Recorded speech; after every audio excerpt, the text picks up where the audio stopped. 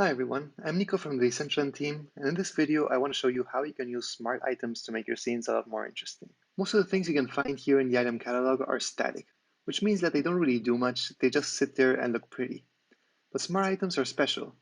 You can easily tell these apart because they have a different color background and they have this little logo here. So for example, let's add this chest to our scene and see what it can do. If we go into preview mode, we can see it in action. Okay, so let's try clicking our chest. And you'll see that it opens. We click it again, it closes. Nice. There's a lot more we can do. For example, let's look for signpost. And what's special about this signpost is that we can configure the text that appears written on it. So let's write open the chest, and let's rotate it so that it points at the chest. And if we go back into preview mode, we will see the text written on it. Cool. Where smart items get really interesting is when we start combining them together. So for example, if we add a button into our scene, we can configure this button so that when clicked, something happens. This plus sign lets us add an action that will occur whenever this button is clicked. And in this case, since the chest is the only thing I can select, it got selected by default and it will be opened, which is exactly what I wanted. So let's go into preview and see that in action. Press the button. Nice.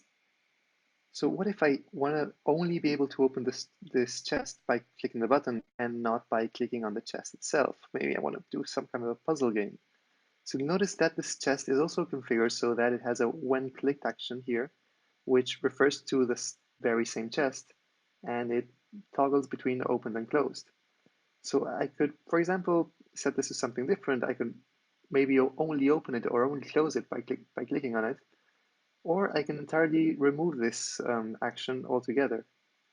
And now the chest won't do anything when clicked. It will only be opened when I activate the button. Great. Notice that the chest also has a couple of other actions. When opened and when closed, can call something every time that the chest is opened. So for example, let's add a siren to our scene. And this siren can be activated externally. So whenever we open our chest, let's call our siren and activate it. Let's look at that. So our button is going to call the chest and the chest is going to call the siren. Nice. And also you can actually trigger multiple actions in one single event. So for example, if I had something else we can action, for example, let's add a rising pillar to our scene. This smart item is a pillar that's mostly hidden on the ground, but we can make it rise and we can set the height and the speed at which it rises. And let's click this plus sign to add a second action that can be triggered every time that the chest is opened. We'll select the rising pillar and make it rise. So now this chest will actually make two things occur, the siren and the pillar. Cool. And this could be the start of a game where you have to actually run away and start jumping over other pillars or something.